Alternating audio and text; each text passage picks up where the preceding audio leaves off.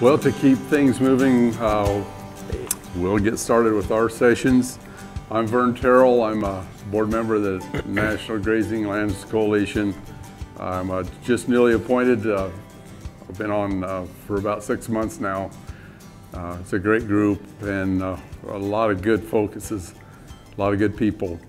Honored today to have 3 speakers. I appreciate you coming and being part of it. Jerry Doan is president of the North Dakota Grazing Land Association or Coalition. Jerry and his wife Renee own and operate Blackleg Ranch along with their family. The ranch was homesteaded in 1882 by Jerry's great-grandfather on what is then the Dakota Territory.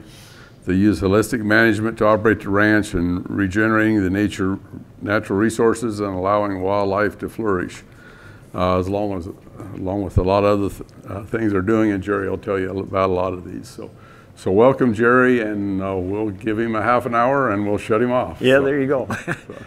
Thanks, Vern. Well, I appreciate it. Smaller group here, so you know, if you got questions, don't hesitate to jump in here. They asked me if I'd talk about the North Dakota Grazing Lands Coalition and what we're up to. We're a pretty aggressive group, I think anyway, and you know, at my age I don't need more jobs, but I agreed to take this one because it's a fun group and I really like what they're doing and kind of gets my adrenaline going a little bit. So I've got a few slides here, and again, if you've got thoughts or ideas or want to know more about what we're doing, don't hesitate. We're basically, you know, we're promoting the health and regeneration of North Dakota's grasslands. I was just telling Vern this. You know, we've got pretty active cattle groups in North Dakota, and I don't mean disrespect, but they're not advocating for the grasslands. They just aren't. I mean, little bits, but they're not out there on a daily basis saying, hey, this is important.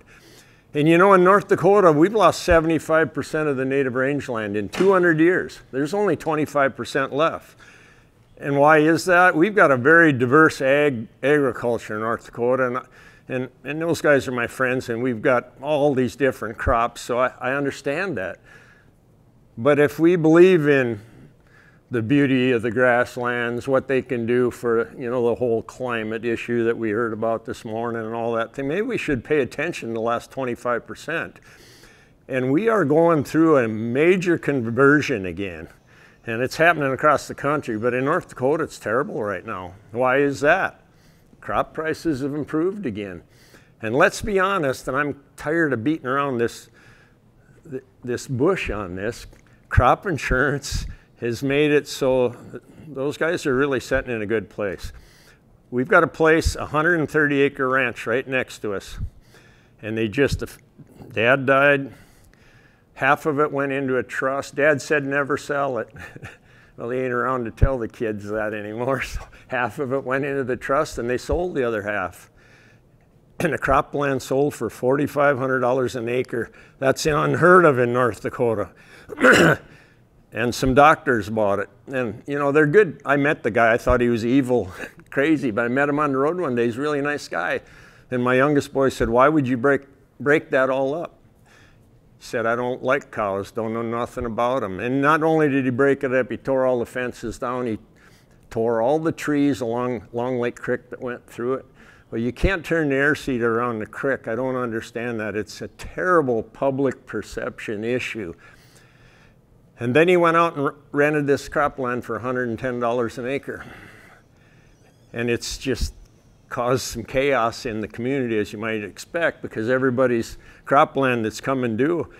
I was on a Zoom call the other day with some of the groups that we work with on the coalition, and I appreciate that they're doing water and fences for folks, and a couple of them are even trying to get conversion from cropland to grassland. And I said, let's be honest, how are you going to attempt to do that when we can't keep it from going the other way? And they've got some programs that'll pay average rental price for 3 years in North Dakota. Well, average rental price in Burleigh County on cropland's $55. Not anymore. Yeah, and they're paying $110. That's my point.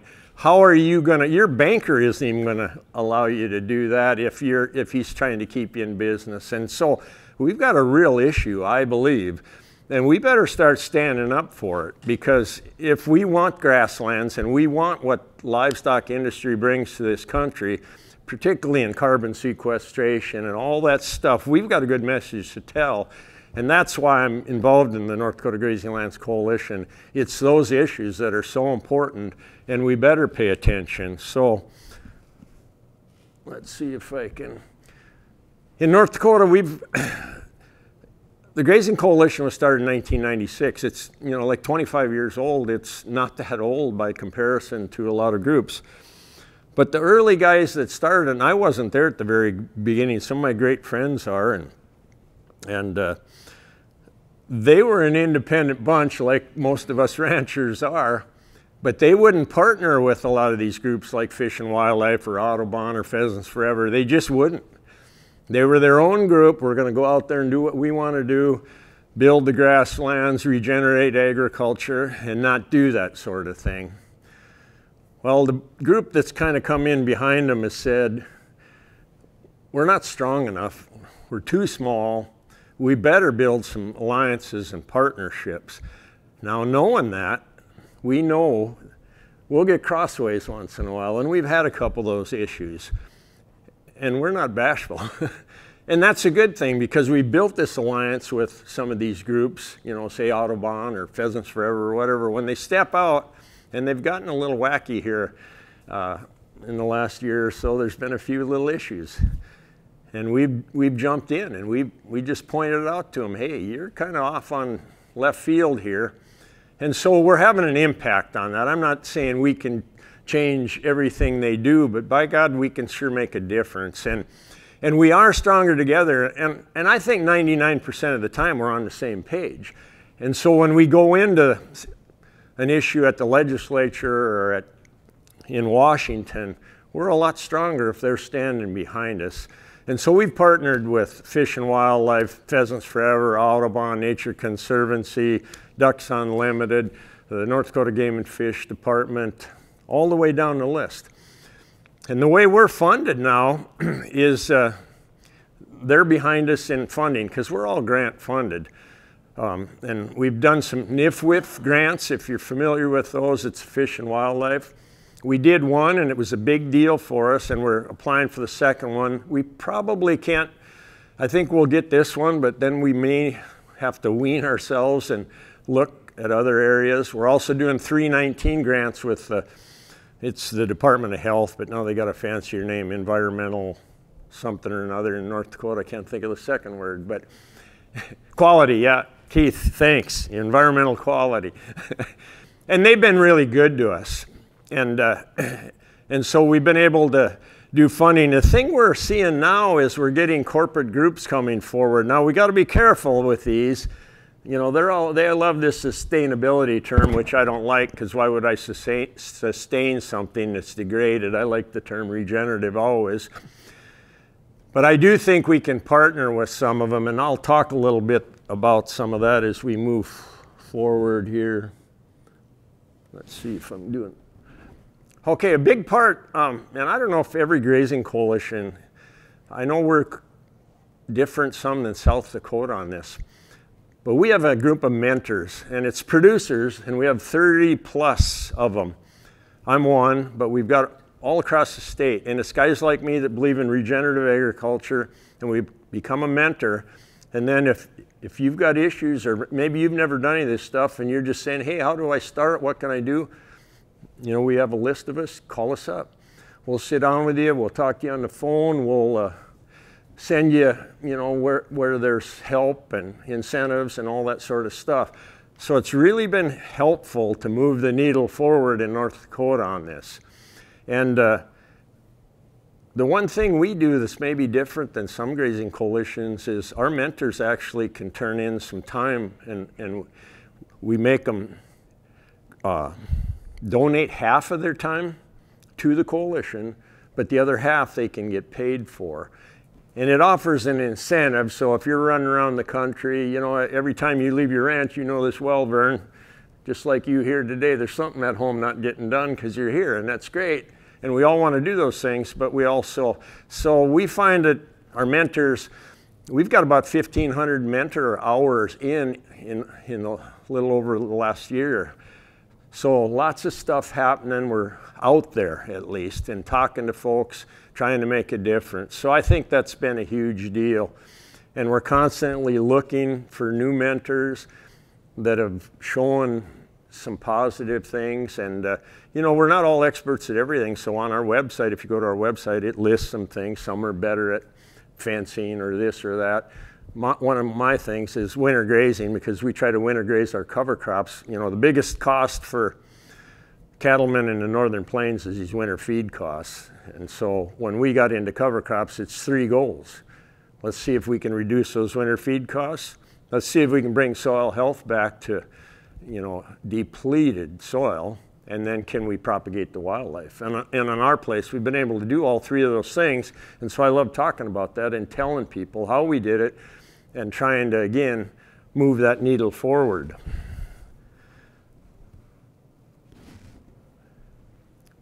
We really are engaged in education more so than we ever were.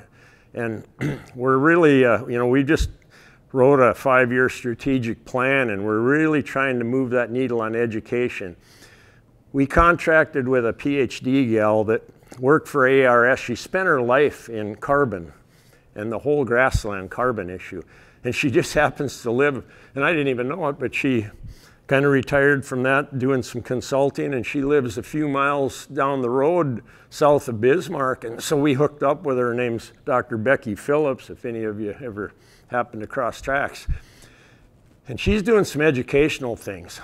She's really good on methane. She's really good on carbon. So we did some white papers for producers, because we suck at telling the story on this stuff. We just aren't good at it, and we still aren't very good, but we at least put out. My problem with Becky was getting it so that I could understand it, you know, a little. To producers, she's a PhD, and I read the first one. I said, Becky, I can't send this out. It's too, I mean, I appreciate you know every I and T in this thing, but we can't send it out this way. So we got it toned down, and it does help for producers. You know, if you run into a consumer and he's, man, you know, methane's killing us and it's them damn cows, you got to be able to defend that and tell the story of why it's important. You know, she talked a little bit about it this morning. I thought it was good, and we need to do that. Same with this carbon issue, and you guys know this. Carbon's all over the place right now, and a whole lot of companies in it for all the wrong reasons, in my opinion. But, you know, I think there's hopefully some potential. Now, I've been on several calls, because the Grazing Coalition's really active in this, 30 by 30, and then it's America the Beautiful. And when I'm on with these Washington types, they always tell me the right thing, because I say, agriculture can be the solution to this issue if you let it and don't screw it up. But I don't have a lot of faith that they won't screw it up. It's my fear, but I hope, and we got to hold them to the fire, because I think, you know, and I was on the round table for the Western Congressional Caucus. They came to North Dakota, and I got asked to sit on it. And those folks all said the same thing. We don't want the government mandating this stuff. And that's a good thing. Incentivize, but don't mandate. But my fear also is those of us that have been in regenerative agriculture for a long time have already got quite a bit of that in there. They could screw this up big time and really kill the regenerative movement by incentivizing somebody really big that never is no-tilled, never had a grazing plan, any of that stuff, and they get the big money, and the rest of us sit out here. And we had this discussion at our board meeting. One guy said, I'll just go out and plow all my pastures up, and then they'll help me replant them. You know, but, you know, natives screwed up then, but he was making a point, and then get paid to replant, get all the incentive again. God, I hope we don't go down that kind of a path. But that's why we've got to have these coalitions and have this discussion. And one more thing about education. We had Becky go into some science classes, little rural schools, just testing it. Went into Hazelton, North Dakota, and talked about the carbon cycle. Those kids were freaking excited. They loved it. And she made a video, and we put it out there a little bit. And it was just one little thing with, you know, maybe 20 kids, but they really engaged. And I'm like, we need to do more of that. We need to get, and I know it's not as easy to get into these big city schools because they hold things pretty tight compared to what they used to, but we need to work on that.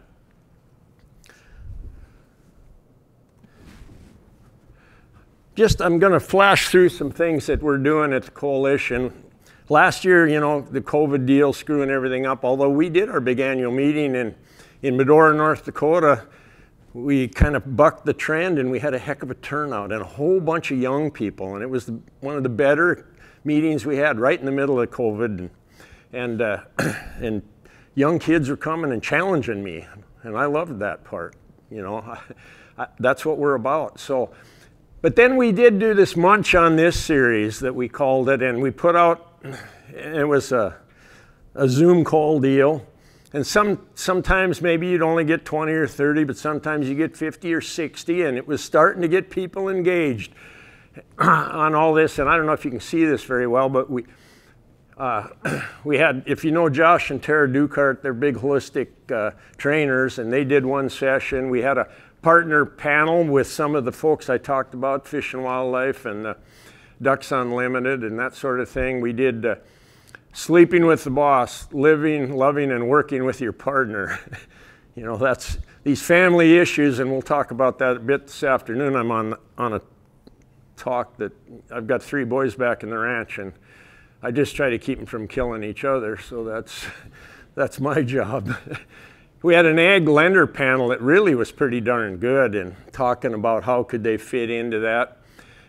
And then we had one on cattle and crops and our struggles, and then grazing in the sand hills of North Dakota, with down in Keith's area down there.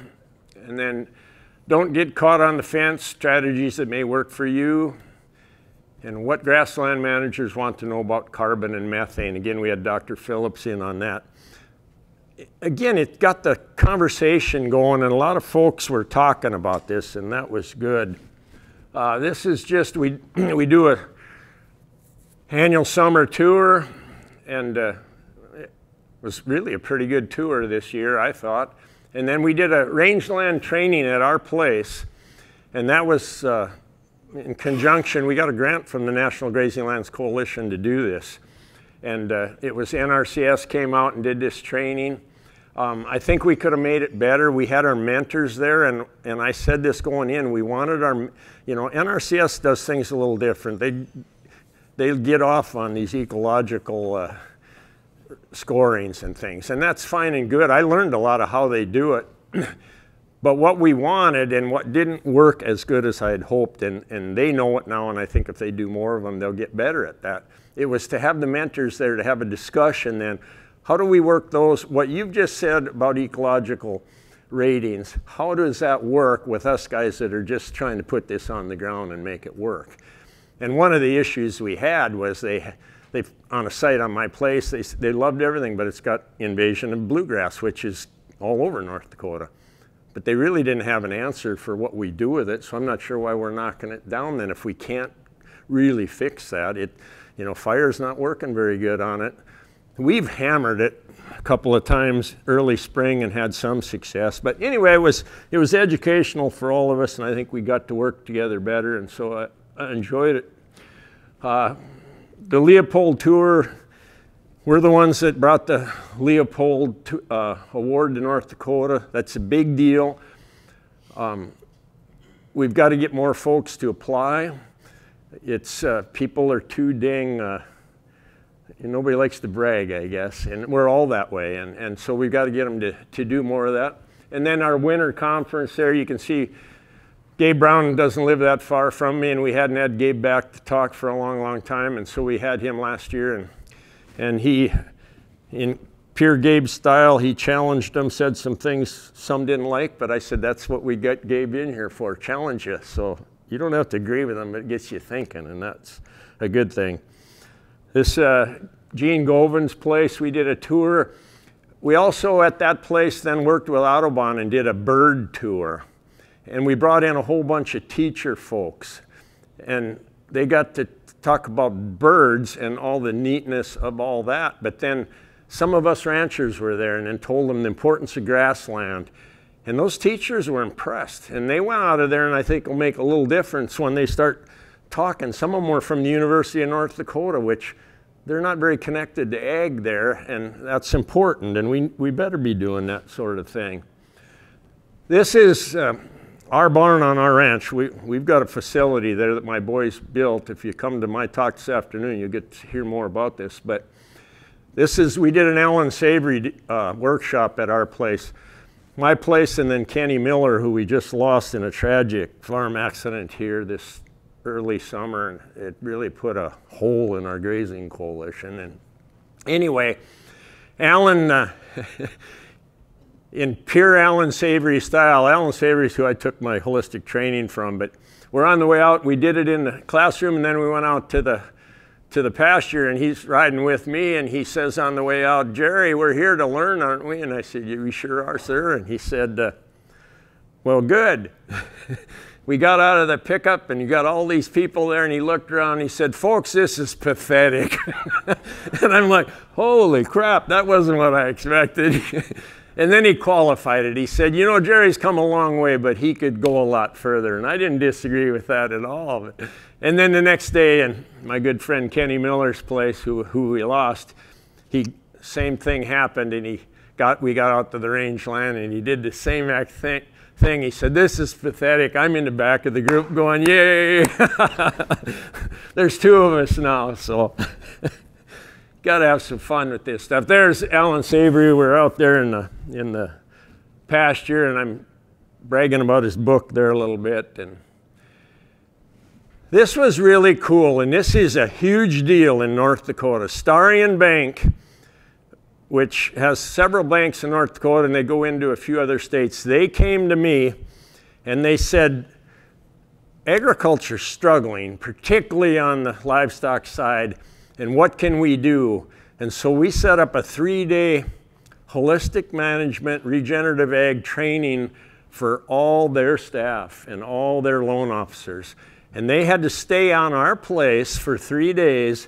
We had some fun events, you know, we did pasture golf and had a trap shoot and drank a little beer and had a good time, ate some steak. But they were fired up and they're engaged. And now they're gonna have an annual two times different schools. The next one's succession. They said succession's a big deal. We're gonna turn a whole lot of land over in agriculture in the next few years, and hardly anybody in our bank has a plan. And so we're planning this whole succession deal with the Grazing Coalition, Starion Bank. What can we do to help that? And how do we help folks make those choices and decisions? So I'm really excited about this. We have never had a bank behind us in regenerative ag before. And you know what was really funny? The president of this bank came to me and Josh Dukart, laid out their loan policy and said, "You write the loan policy for a regenerative producer that comes in." I said, "Man, you don't know what you're asking for here." Well, they had a policy, they were only gonna loan 70% on land, and I just wrote 90 on it. They took that. If you're a regenerative producer and you come in, there's a few hoops you gotta jump through, and they're leaning on us a little for some advice in this, which is a little risky because I'm worried that we have a wreck in this process. But they know that, but they're willing to go out on a limb for a regenerative producer because they watch and they see some of them very successful. And many of the guys on our board of directors had their back up against the wall. That's why they got into regenerative ag. And so I think we can do some things, and it's exciting for us. And then what do? We've got to tell the story. We've got to get out there and tell the story. She talked about that this morning. We're doing a poor job of it. This was a national grasslands policy tour. The governor of North Dakota is there. He's right here. We had all 3 Public Service Commission members on this. We had North Dakota's majority leader for the Senate. We had both Ag Committee chairs there. Then we had NCBA there. We had several national folks from across That made so much of an impact. It was on our ranch and another place. They spent 2 days and then we had a round table. When there's an issue comes up on the grasslands, now I'm not saying the governor's always on our side, but he gets it. And that majority leader gets it. And I've worked with that majority leader in the legislature several times, and he always brings up, God, when I was on that grassland tour, I didn't realize the importance of them.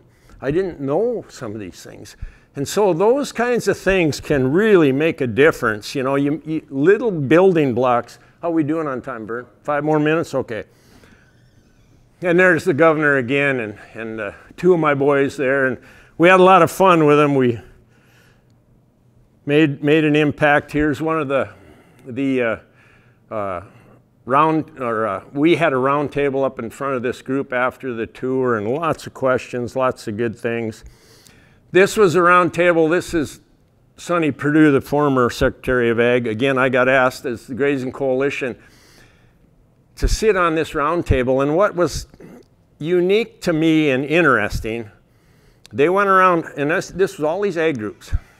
Nobody there talked, and they had the head of our North Dakota State Conservation Director there.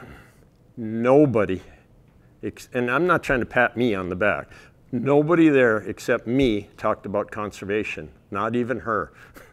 And I'm like, that's sad. I mean, they went around the room and everybody, you know, everybody wanted something. You know, and I get that, you know, in ag, we got our issues. But I was the only one. And then I said to the secretary, I said, if you want to do something positive, put more money in the U.S. Fish and Wildlife Partners program. I've worked with it. I said, it's by far the best program because there's no red tape. In North Dakota, it is absolutely the best program for incentivizing for doing water and fence and grass and development. And the secretary said, he stopped the meeting, he said, wow, an ag forum, I've never had anybody say anything positive about the fish and wildlife. And you know, that's because of wetland issues or whatever. But it was fun, and we've got to engage in these things and be involved. And then demonstrate the value of soil health.